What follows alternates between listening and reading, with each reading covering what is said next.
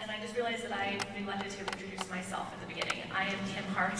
I am the Senior Technology Reporter at Politico, and I helped start our Politico Pro service, which I think some of you in the room I recognize and know about, and our subscribers, but we started about 8 months ago or so, and it is our kind of, if you get morning tech, it's kind of morning tech on steroids throughout the day. So you get a lot of the up-to-date news as it happens, and then some more in-depth looks at many things, including cloud computing as well. So with that, thank you everyone for your introductions. And to pick up on one of the last topics that was talked about in depth about trust, I think we all know, everyone in this room anyway, knows about the benefits of cloud computing and what the companies sitting here are trying to help the government do in being more efficient and also save money in the long run. But clouds of all kinds, as you said, Nick, data breaches are going to happen, no matter what. What should cloud operators do to deal with data breaches, and how should Congress itself actually, how can it help? What can it do? Senator Coons talked about the markup of the data breach bill tomorrow. There's a lot of discussion on this topic, but what is your recommendation, bottom line recommendation to Congress about what they should do about this issue? And anyone who wants to jump in? I'll touch on it, but it really comes down to the CIOs that are buying cloud services in the government. I think every proposal that goes out ought to mandate that the cloud providers provide the visibility into their infrastructure to make sure SLAs are going to be delivered. Without the auditing, you cannot determine whether you're meeting your SLAs or not. So I think it's some basic acquisition guidelines in buying cloud services could help to adopt the security frameworks required when buying cloud services. Anyone else have anything to add there? Dan? Sure, I'll just add very quickly. I agree with Nick. I think transparency is key. Salesforce has got a trust site, trust.salesforce.com, and you can go on and see the performance of our system anytime during the day, security issues, privacy issues, and I think that level of transparency is critical. I think the other thing is that it's important to recognize that the government does have security standards, and those are being applied to the cloud. There are several cloud vendors. Salesforce is one of them that's received a modern level authority to operate from the GSA. And so you can apply existing government security standards to cloud vendors. And I think it's important to recognize that there is a process, there is a methodology here to determine the security and the trust of certain cloud platforms. And it's important to sort of go back and look at those standards inside the U.S. government, because they do exist. Some of you may know, but Politico had its own cloud computing briefing yesterday, and we had David McClure, Dr. McClure from the GSA, and when we were talking about the security issue, one of the things that he brought up was that that perfect is the enemy of the excellent on this, and that to pretend, and I actually wrote down what he said here, to pretend as though we'll get everything perfect is a tough test and not necessarily realistic. Do you think that that's a good message that the government actually kind of understands the threats and the challenges here, and that we're on the right track? Dan or Michael? So I think that's true. Like all things, no technology is perfect. There are risks in life that we face all the time. What we do is we make risk-reward assessments and we make judgments. I think what's important here is that one look at the services, the data, and make appropriate judgments about appropriate action. I completely agree. The importance of transparency. One of the issues that was mentioned earlier that really matters is the issue of updating many of our criminal codes about appropriate response for data breaches, because they really haven't kept pace with the scale and scope of online services. And so there's some issues we can take there that can put the right tools in the hands of customers and law enforcement to take some actions. But yes, perfect is the enemy of good. There's a continuum of risk and reward associated with breach of different kinds of data and services. One needs to make informed judgments and understanding those things. The other thing I would say quickly is the whole set of issues about security is a multi-factor thing. And one thing that we should be under no illusions of is that location is not a surrogate for security. It's one aspect of it, but is by no means the only one. One has to look at the complexity of many things to make those choices. Michael, do you have something to add?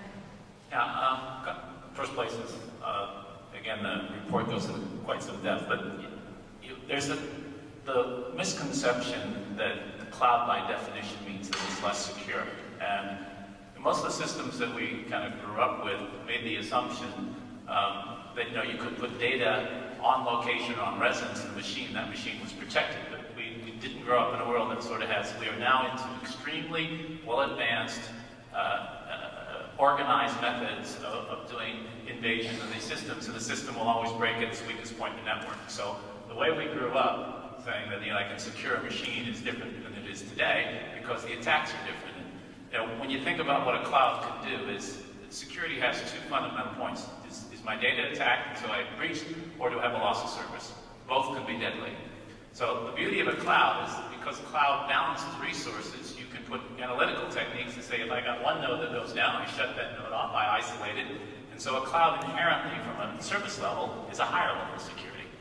And secondarily, we all know that the most area of risk is data sitting either on a PC or a local server, where that's attacked, and you know how these security things work. You look for a probe, the probe enters. And so if we take the opportunity to think of the cloud as a way to redefine security in a different way that meets the advances of systemic, well-balanced, algorithm-based attacks, then I think we have to think about it differently. And my final point, of course, is that security is always one of those things. You have to balance security versus privacy. And the reason why there's no perfect world is you have to make the trade-off. And we see that trade-off every day with airline travel, and so you have to decide where you want to strike that balance. All workloads aren't even. Highly secure data can be viewed as one workload with one set of security standards, where just an advertising brochure online can be looked at another. Thank you. Along that same theme of security and privacy, what we haven't talked about is what other nations in the world that we're competing with are doing on this front, and what that means for how we handle these issues. Can anyone, and maybe Dan, since you talked a little bit about the transnational effect of this technology, but what is, for instance, China doing and the EU doing that we need to be paying attention to? Well, I think one of the things to remember at a high level is that we are in the midst of a big transition, and who owns the high ground in terms of the ability to deploy those services will, in fact, have a big effect on our economic future. So, on the negative side, we need to be careful not to do anything that would inhibit the ability of the current U.S. position to be successful globally. On the other hand, there are things that we need to do to make sure that other people don't prevent our ability to enter those markets. And so one of the things that we have to face honestly is this issue of transnational data flows, because many of the advantages of cloud infrastructure, as Mike eloquently noted, accrue from scale and flexibility and consolidation. And if we let a global patchwork of rules create the necessity of deployment of cloud infrastructure in every possible jurisdiction, we will have lost most of the advantage. And so our real challenge is globally to make sure that happens. There are a huge complex set of geopolitical issues about economic positioning, about privacy and security that go beyond those, but I would say that we need to also be nuanced as we think about those things. There are issues with respect to cyber espionage and national security, but in a very practical sense, we're talking about common business practice here. And we have established international procedures and laws to deal with civil and criminal conduct worldwide about access. And I think it's important to dispel the fear, uncertainty, and doubt that exists in many cases where those are being used as a cover to argue that the deployment of data in other countries by organizations in those other countries in U.S. clouds puts them at risk. It does not. Does anyone else have anything to add on that topic? Okay. I have one more question that I'll pose, and then I wanted to open it up to audience questions, so please be thinking of things that you'd like to have answered by the panelists. And this might be a question for you, Leif, when we're talking about adoption and how to get the government even more on board with cloud computing. From the actual report, I saw that it said that Congress and OMB should demonstrate flexibility in changing budget models. And that's one of the big reasons, one of the big benefits that you're touting, is that in the long run, this technology will help the budget crunch. But McClure said we need to spend money in order to save money, because there's that initial outlay of investment to get cloud computing up and running and transition all the systems over there. What can be done to make that process more seamless? I think in some cases you may not have to invest more. Some you may have to, and that's one of the things we talked a lot about, the options of both public and private cloud usage. And so, in some cases, usage of the public cloud infrastructure enables a government agency to begin saving money immediately, potentially by moving to that rather than purchasing capital equipment. But they have to have the flexibility to spend their operating funds, and they may not have programmed sufficient funds on the operating side, and may have predicted capital, not anticipating the technology. So I think that the business case, I think, is critical in terms of the move to the cloud. And what we've discovered in the clients that we have moved, federal clients moved to the cloud, we're seeing not just a 10% or 15%, you're seeing 3-4 times the productivity in terms of the speed with which things are being deployed, the cost involved in actually the labor to develop the things that are configured for clients. And so I think there's a very compelling economic case that is unlike some other previous technology transitions, which, like you said, maybe it cost a lot to put that infrastructure in place. I think this new way of thinking about it enables you some flexibility, where in some cases you may be doing a capital purchase to create a capability internally. Some agencies, and especially the agencies in the national security and law enforcement arena, they may drive toward more use of a private cloud infrastructure, in which case they need some of that capital. But what we're seeing in terms of the economic differences between that model and a traditional model of providing computing, where everybody has their own box and their own storage and so forth, the savings are so significant that I think a very strong business case can be made for fairly fast paybacks. And so I do think that case, but I do think you need to have that compelling case and business case defined. It's not just a technology for technology's case. It's a mission improvement of some sort, or business improvement. But if you put it in that context, I think that the economics are incredibly compelling.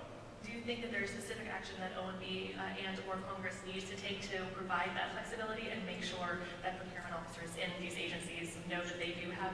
So some of the areas that we suggested in the recommendations, I think folks in procurement roles, I do think there's some education that needs to take place in terms of helping them to understand how to go about purchasing in this fashion. Lots of times, what we've observed in some of the deals that have happened in the last year, people are using a traditional template, like they're buying a service where they want key personnel or something like that, and they're buying a catalog service where the people behind it are sort of, that's an abstraction, you're just buying a service. And so I do think education, helping to educate folks in the procurement side to understand the differences in the way that you purchase and specify the technology, how you're going to measure performance against that. Nick talked about service level agreements. So there is, I think, an education that needs to take place. And I think if Congress and OMB can fund some of the funding for that educational process, I think that would be very, very, very valuable in helping to make the transition. Yeah, if I could just add a couple things. In the past, right, my 25 years in service, every time a new technology came out, I had to figure out and find procurement funds in order to get that technology. If it was over $100,000, you had to use procurement funds. You could not use operation and maintenance funds. I think this is part of the transformation within the government budgetary process and acquisition process that might need to be looked at and tweaked a little bit.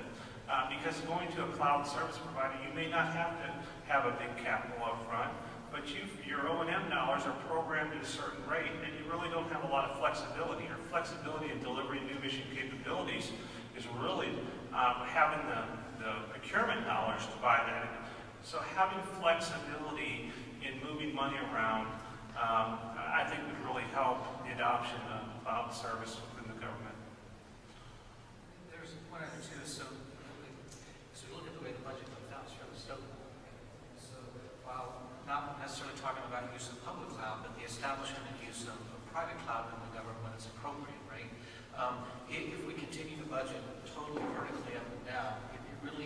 limits the ability of agencies to partner. So if we take our intelligence organizations, right, they have budgets that come to them, but they have a very common need for the same level of security, perhaps the same kind of services, right? So you have to look at ways to be able to look perhaps longitudinally around how we can pull capital together if we're going to look at the private cloud as well as city O&M activity now, because otherwise what we could drive is many enclaves of private, which sort of defeats the purpose of the shared services concept, rather than looking how we could get some aggregation. Okay. At this point, I wanted to open it up to questions from the audience. So if you do have a question, you can raise your hand. Really? Yes.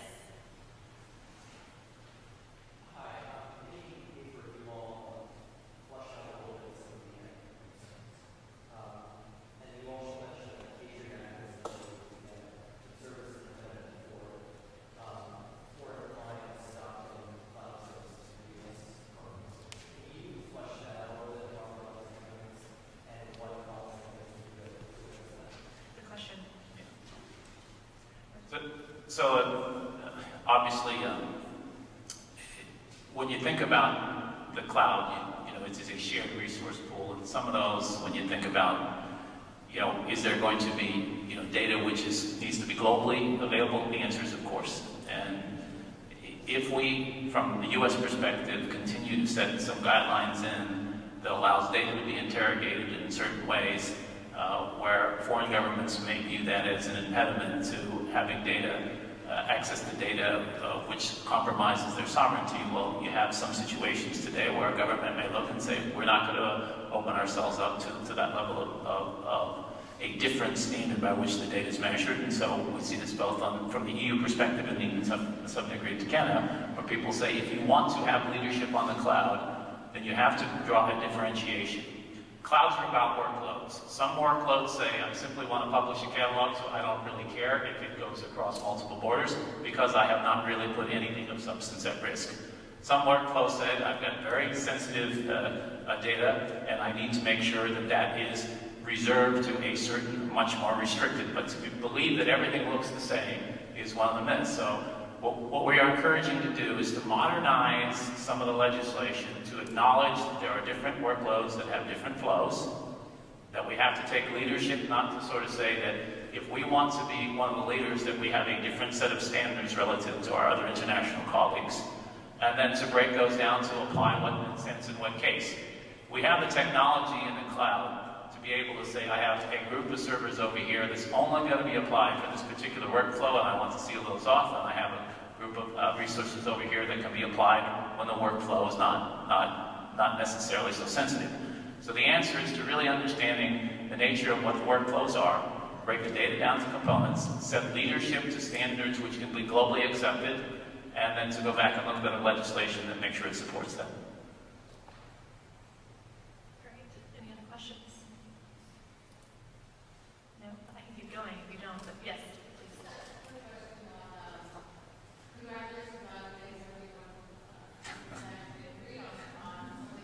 It was easy.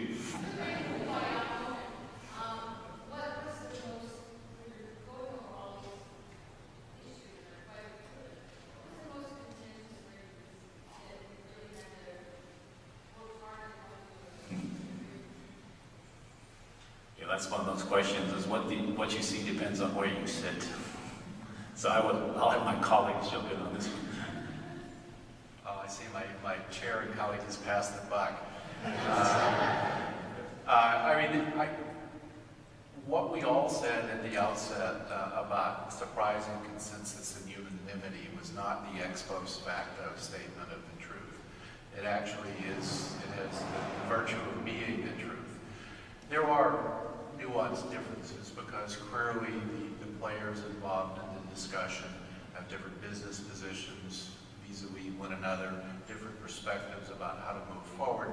But overall, there really was surprising unanimity. The issues that this is ours to lose, that we need to communicate the complexity of the issues, and as Michael said, the need for nuanced response and understanding that one size did not fit all, that we need to the previous questioner, we need to behave as we want others to behave, because if we do not will imperil our future business.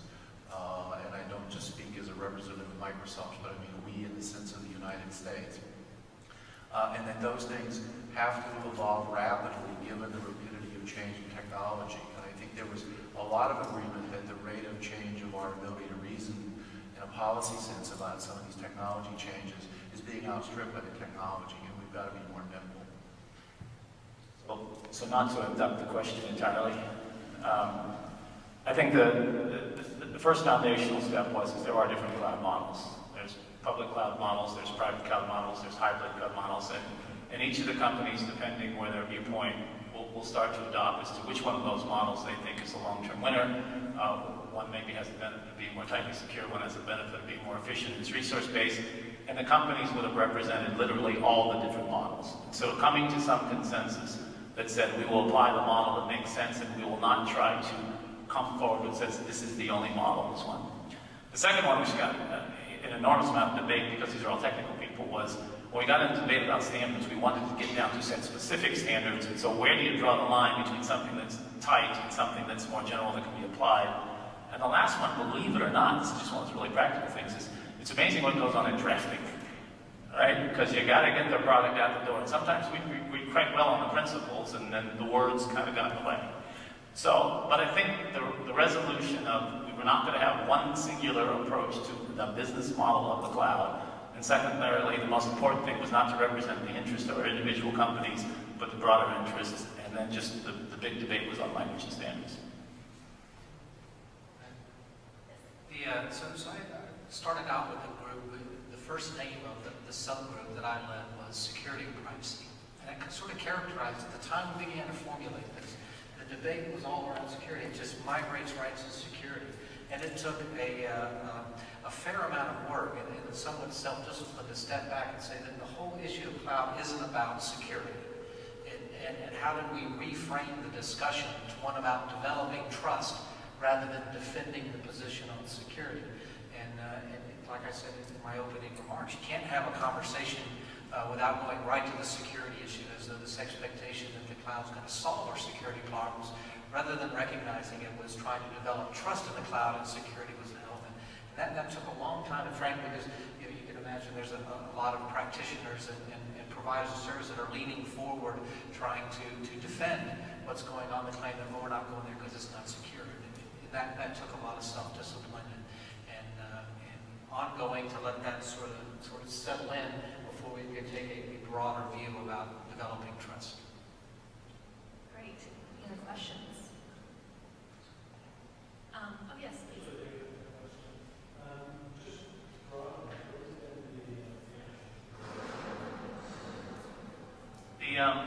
I think one of the test audiences that we had was we really brought in who the ultimate federal consumer was going to be, which was really, and I won't go through them name by name, but the head of the agencies who actually came in.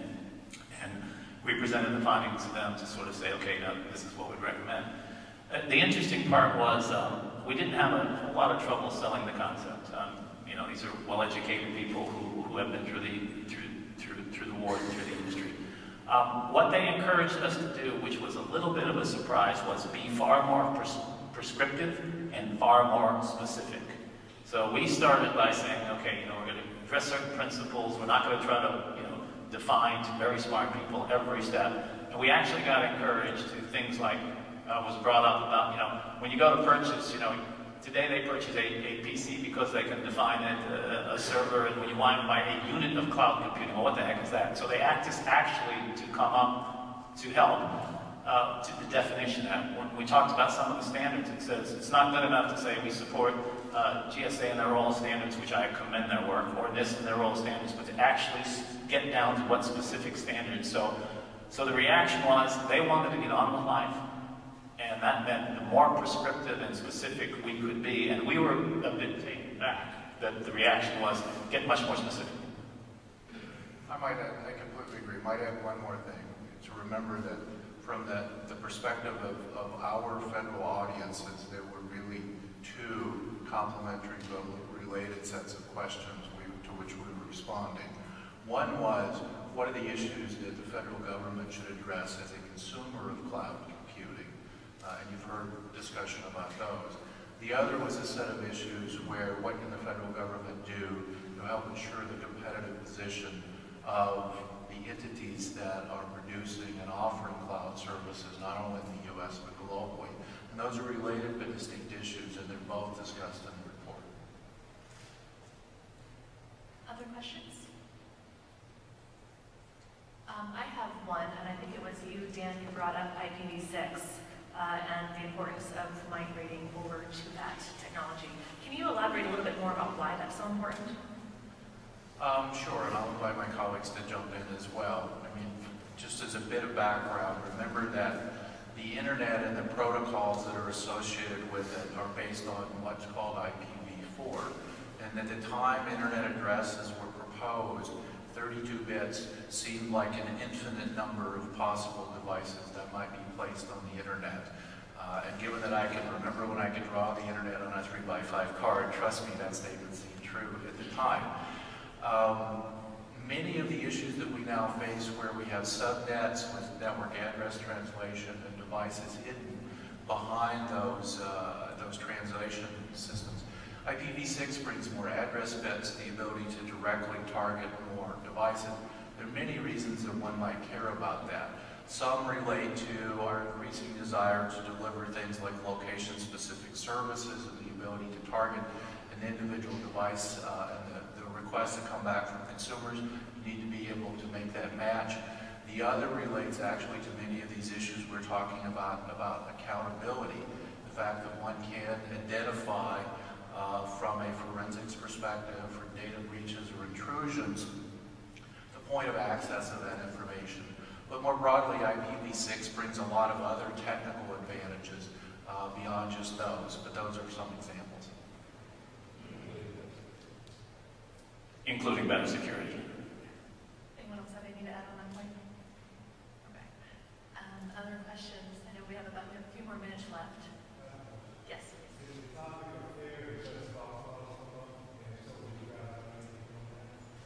Fair and just cost models, is that what you said? I still physically didn't hear the question, I'm sorry.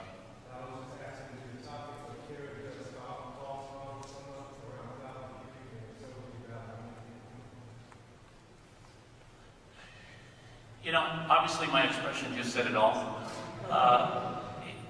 You know, we talked a great deal in the buyer's guide about the importance of fundamental, a couple of things. One, standards by which we can now sort of call the same thing.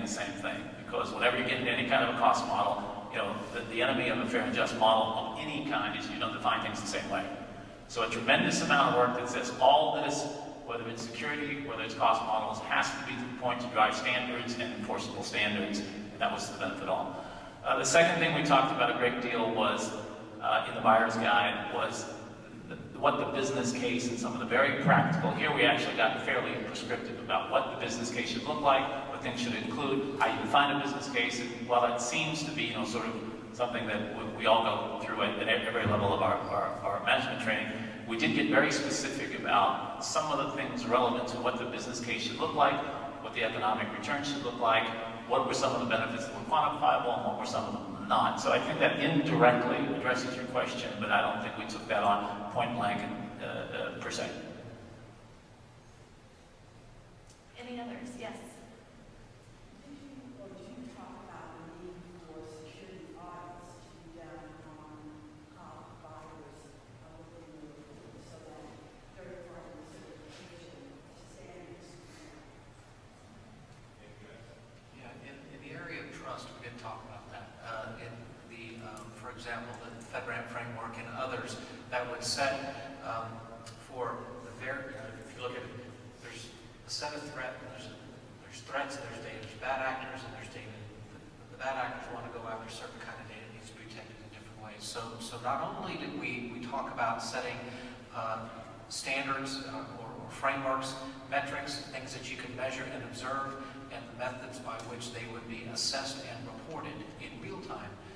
It's getting qualified, much like the FedRAMP framework that would allow to go in and say, at this level, let's just make it up, level 1, level 2, level 3, and at level 1, we've gone in and can assure that this cloud provider can provide the level 1 capability and then recommendations around how that would be observed and reported to keep in line with the transparency requirement. But we were not prescriptive about what those ought to be.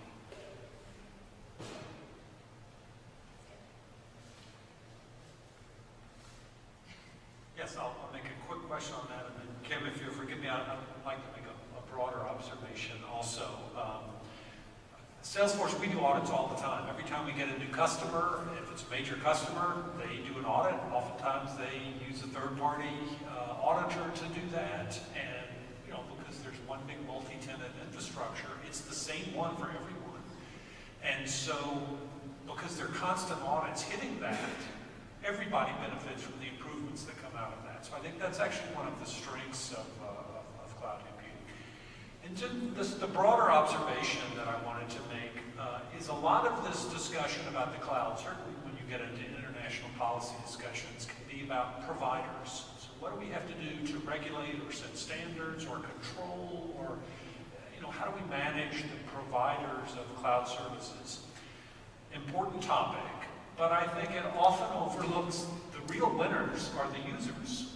The real people who are empowered are the users of the cloud, whether they are individuals or organizations, governments or businesses. And our CEO, Mark Benioff, talked about just as there was an Arab Spring, which I think is the ultimate expression of really the empowerment of citizens to change behavior, change their government. He says there's going to be a corporate spring where suddenly we're going to see corporations, organizations who are not in tune with this, who are not in tune with their customers, employees, who are not using these services, who are going to suddenly find themselves out of step with the market.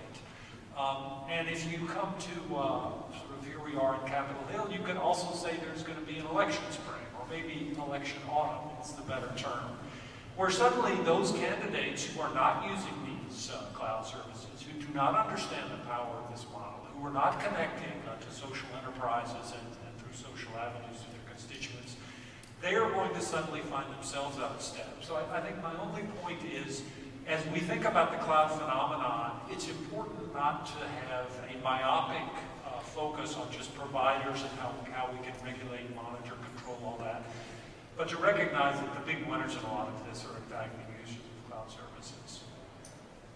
Great, thank you. And I think we'll wrap it up with that. Thank you again, everyone, for being here, and thank you especially to our panelists for taking the time to talk about the report and the work. Thank you.